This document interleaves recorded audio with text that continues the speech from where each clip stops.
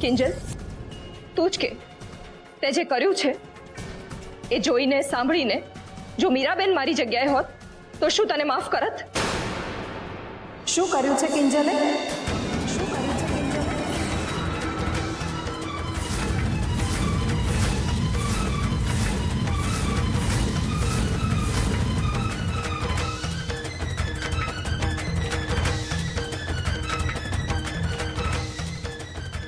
કહું મીરાબેન ને કે મારો દીકરો નહીં શૈલા,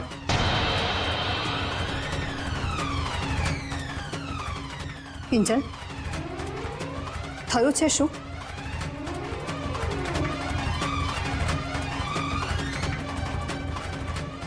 ઉત્કર્ષકુમાર, કિંજલ તમને ખીજાઈ?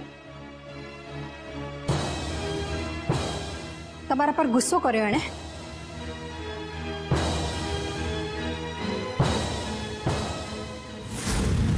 કિંજલ, બેરી થઈ ગઈ છે તું? સંભળાતું નથી તને? ચૂપચાપ કેમ ઊભી છે? જવાબ આપ, શું થયું છે? તમે ગમે તેટલું પૂછો એ જવાબ નહીં આપે મીરાબેન, કેમ કે કિંજલથી મહા મોટી ભૂલ થઈ છે.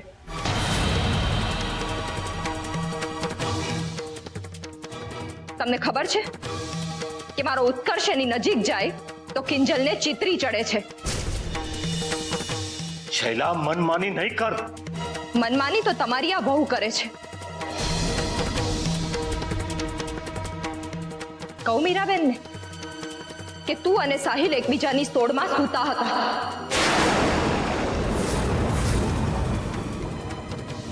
અને જોયા છતાંય મેં તને આ ઘરમાં રહેવા દીધી છે. મીરાબેન, તમારી આ દીકરી જેટલી સીધી સાદી દેખાય છે ને એટલી છે નહીં. એ મારા દીકરાને હળધૂત કરે છે અને સાહિલની નજીક જાય છે. મારો ઉત્કર્ષ એનો હાથ પકડે તો એને નથી ગમતું, પણ સાહિલના ખભે માથું મૂકીને સૂઈ જાય છે.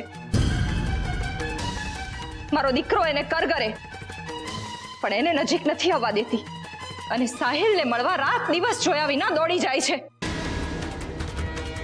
આ કરતૂત છે તમારી દીકરીના. લો, મેં તમને કહ્યા, કેમ તમારા પેટનું પાણી નથી હલતું? માં છો ને તમે એની, કેમ તમારી દીકરીને કંઈ કહેતા નથી?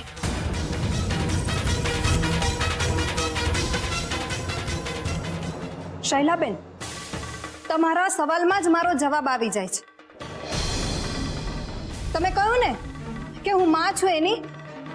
હા, છું માં. એટલે જ બધા કરતા વધારે સારી રીતે એને ઓળખું છું. તમે જેની વાત કરો છો ને એ મારી દીકરી હોઈ જ ના શકે. શૈલાબેન, આવું બોલતા પહેલા તમારે 100 વાર વિચાર કરવો જોઈતો હતો. તમે મારી દીકરીના ચારિત્ર પર ડાઘ લગાડો છો. તમે તો આજે સાબિત કરી દીધું, કન્યાદાન કરી દેવાથી માં નથી બની શકાતું.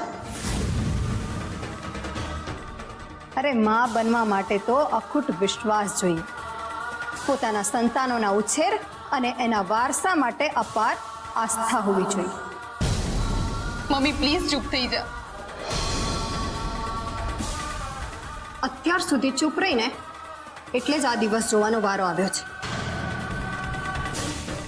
અને શૈલાબેન, તમે ભૂલી ગયા લાગો છો કે મારી દીકરીએ આ ઘર માટે કેટલો ભોગ આપ્યો છે. તો ભોગ આપ્યો છે તો મન ફાવે એમ કરવાની છૂટ મળી જવાની? આ સંસ્કાર આપ્યા છે તમે દીકરીને? સંસ્કાર? મારા સંસ્કાર પર આંગળી ચિંતા પહેલા 100 વાર વિચાર કરજો શૈલાબેન. વાત સંસ્કારની નીકળશે ને તો ચર્ચા બહુ દૂર સુધી જશે. લાગે છે મારે શરૂઆતથી જ શરૂઆત કરવી પડશે.